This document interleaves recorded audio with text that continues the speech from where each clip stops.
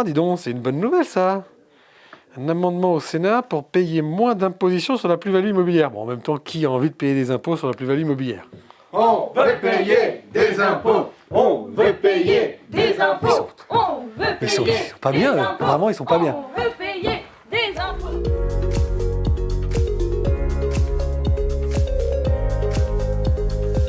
Bonjour à tous, je suis ravi de vous retrouver aujourd'hui pour un nouveau journal des nets investisseurs. L'actualité du jour, nous allons parler de plus-value immobilière.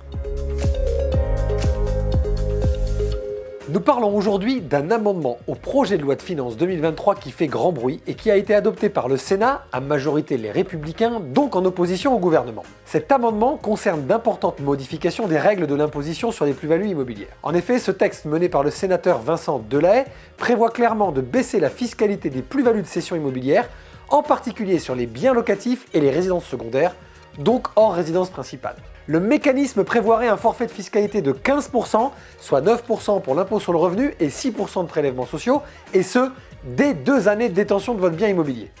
Le sénateur propose donc un dispositif, je cite, de droit commun unique et permanent, quelle que soit la durée de détention, et ce pour favoriser finalement la cession d'un bien détenu depuis peu, à l'inverse total du système actuel.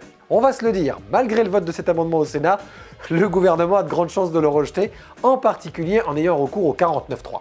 Le ministre des Comptes publics, Gabriel Attal, parle d'ailleurs d'un Big Bang du marché immobilier qui pourrait déstabiliser ce secteur et coûter très cher aux finances publiques. Maintenant qu'on a posé l'actu du jour, n'hésitez pas à liker, partager et surtout, abonnez-vous au journal des nets investisseurs. Maintenant, la question du jour, évidente pour moi. Seriez-vous favorable à une baisse globale de la fiscalité sur la plus-value immobilière, résidence locative, résidence secondaire, hors résidence principale? J'attends vos réponses. Si j'ai choisi de vous parler de cette actualité aujourd'hui, c'est pour faire un rappel sur l'imposition de la plus-value immobilière actuellement. Tout d'abord, la résidence principale, qui reste une vraie niche fiscale en France, puisqu'au-delà de 6 mois où vous avez habité dans le bien, vous êtes totalement exonéré de plus-value de cession. Exemple, vous achetez une maison, vous y faites quelques travaux et y vivez par exemple pendant 1 ou 2 ans. Lorsque vous la revendez, puisque ça a été votre résidence principale officielle, vous n'êtes pas assujetti à l'imposition sur la plus-value. En revanche, pour tout autre bien, il existe un mécanisme très à la française, à savoir très complexe, d'imposition sur la plus-value. Celle-ci d'abord s'élève à 36,2%, soit 19% d'impôt sur le revenu et 17,2% de prélèvements sociaux. Mais vous pouvez bénéficier d'abattements. Attention, tenez-vous bien. Pour l'impôt sur le revenu, à partir seulement de la 6e année, 6%, soit 6% de la 6e à la 21e année de détention, puis 4% la 22e année.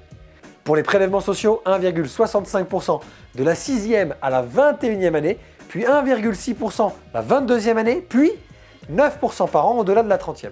Vous avez donc une exonération totale de l'imposition sur le revenu à partir de la 22e année de détention et à partir de la 30e année pour les prélèvements sociaux. Simple. C'est donc un vrai casse-tête, mais qui a été pensé pour inciter à avoir une vision long terme de l'immobilier. N'hésitez donc pas à prendre conseil pour avoir plus de détails si vous envisagez des arbitrages sur vos immobiliers.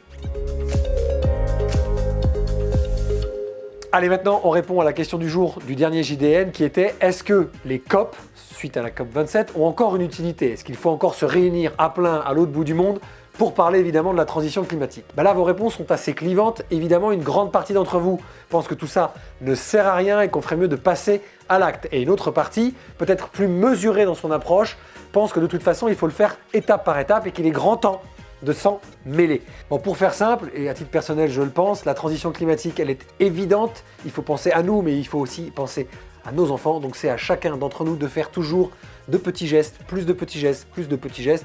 Et je pense que c'est le meilleur moyen d'y arriver. Allez, on a fini pour aujourd'hui. Je vous retrouve pour le prochain journal des nets investisseurs. À bientôt.